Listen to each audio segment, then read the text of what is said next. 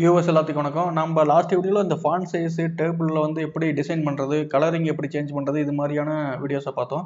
நம்ம இந்த வீடியோவில் என்ன பார்க்க போகிறோம் அப்படின்னா, அலைன்மெண்ட்ஸை பற்றி பார்க்க போகிறோம். அலைன்மெண்ட்ஸ் பார்த்தீங்கன்னா ரொம்ப ரொம்ப இம்பார்ட்டன்ட். எஸ்பெஷலி பார்த்தீங்கன்னா டேட்டாவை இதை சேஞ்ச் பண்ணுறதுக்கு யூஸ்ஃபுல்லாக இல்லைனா கூட அலைன்மெண்ட் ப்ராப்பராக இருந்தால் தான் பார்க்குறதுக்கு வந்து டேட்டாவை புரிஞ்சுக்கிறதுக்கு ஈஸியாக இருக்கும்.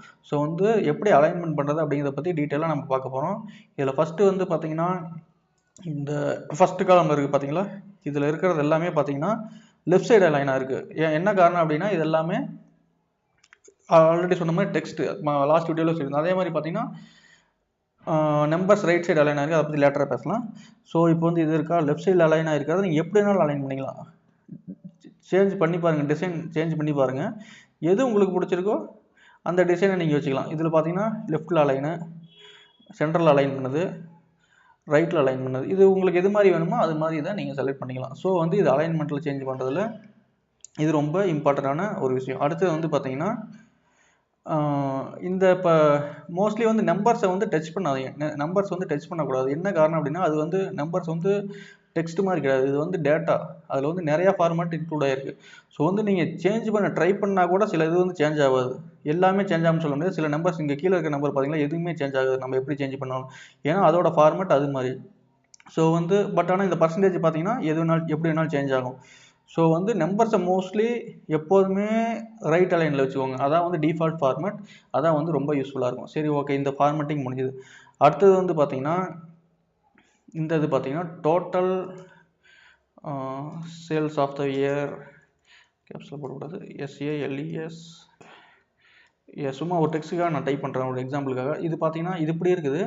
நான் இது வந்து இப்படி இருக்கிறத வந்து நான் ஒரு ஆப்ஷன் இருக்குது, இதை டபுள் கிளிக் பண்ணேன்னா ஆட்டோமேட்டிக்காக போதும் செல் எக்ஸ்பேண்ட் ஆகிருக்கும். பட் பார்க்கறதுக்கு ஒரு அசிங்கமாக இருக்குது. அதனால் ஏன்னா இந்த இதில் மட்டும்தான் பிரச்சனை, மற்ற டேட்டாவில் எந்த பிரச்சனையுமே கிடையாது. பட் இந்த ஒரே ஒரு செல்லுனால பிரச்சனை. ஸோ வந்து நான் அப்படி பண்ண முடியாது. ஸோ இதை நான் கிளிக் பண்ணிக்கணும். கிளிக் பண்ணிட்டு ரேப் டெக்ஸ்ட் அப்படின்ட்டு இருக்கா, அந்த செல்லுக்குள்ளே இருக்கிற இடத்த வச்சு ரேப் பண்ணிக்கோ அப்படின்னு சொல்கிறோம். அதான் ரேப் டெக்ஸ்ட். முடிஞ்சு போச்சா, இந்த செல்லுக்குள்ளேயே நமக்கு தேவையான மாதிரி ரேப் ஆகிக்கும். ஸோ வந்து செல் சைஸ் சேஞ்ச் ஆகாது, அதாவது இந்த காலமோட சைஸ் சேஞ்ச் ஆகாது, இருக்கிற இதையே வந்து யூஸ் பண்ணி ரேப் பண்ணி, அதான் ரேப் டெக்ஸ்ட் அப்படின்ட்டு மீனிங்.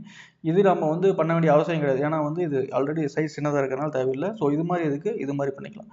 அடுத்தது வந்து இப்போ பார்த்தீங்கன்னா இங்கே இது இருக்குது மெர்ஜ், அது இல்லாமல் டேபிளில் இப்போ நம்ம இது பண்ணுறதுக்கு முன்னாடி இது ஓகே லாஸ்ட்டில் பார்த்துக்கலாம். நெக்ஸ்ட் வந்து பார்த்தீங்கன்னா இந்த ரிப்போர்ட் என்னென்னா ABC கம்பெனியோட ஹால்ஃப் இயர்லி ரிப்போர்ட் அப்படின்ட்டு இருக்குது. இது வந்து பார்த்தீங்கன்னா இந்த என்டையர் டேபிளுக்கே சொந்தம். பட் ஆனால் இங்கே மட்டும் இது பண்ணால் அது வந்து தப்பு தானே. ஸோ வந்து இதை வந்து சென்டரில் கொண்டாடணும். அது எப்படின்னா இப்போ ஏவில் மட்டும்தான் இருக்குது இந்த வேல்யூ. இதை வந்து அப்படியே ஷிஃப்ட்டை நான் ப்ரெஸ் பண்ணிட்டேன், ரைட் ஏரோ ப்ரெஸ் பண்ணுறேன், டேட்டா இருக்கிறது I வரை இருக்குது. கிளிக் பண்ணிட்டு நேராக போய் மெர்ஜ் அண்ட் சென்டர் அப்படின்னு கொடுங்க. பார்த்தீங்களா ஏ செல், இப்போ வந்து பார்த்தீங்கன்னா செல்லு ஏ செல் வந்து இப்போ வந்து செல்லு நிறையா செல் கிடையாது, ஒரே ஒரு செல்லு தான் ஏ செல்லு மட்டும்தான் இருக்குது. அது ஒட்டுமொத்த டேபிளுக்கும் எக்ஸ்டெண்ட் ஆயிடுச்சு. ஸோ வந்து இதை வந்து நீங்கள் ஃபர்தர் டிசைன் பண்ணோம்னா லாஸ்ட் வீடியோவில் சொன்ன மாதிரி இது மாதிரி பார்டர் கொடுத்துக்கலாம், திக் பார்டர் கொடுத்துக்கலாம்.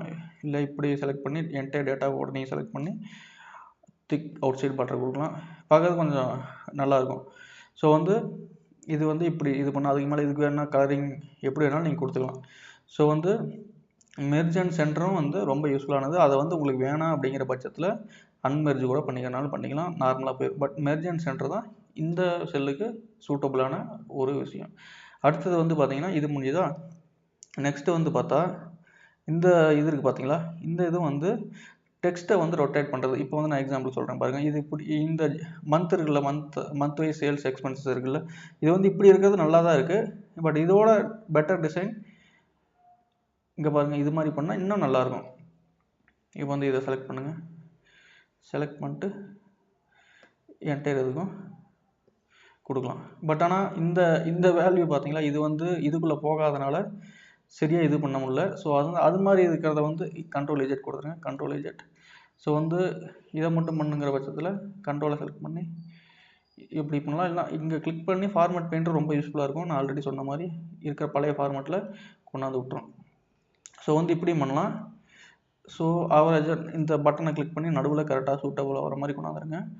ஸோ இப்படி பண்ணலாம். இதை வந்து இன்னும் டிசைன் பண்ணணும்னா இதை கிளிக் பண்ணுங்கள், இன்னும் கொஞ்சம் டிசைனிங்காக இருக்கும் பார்டர் கொடுத்து.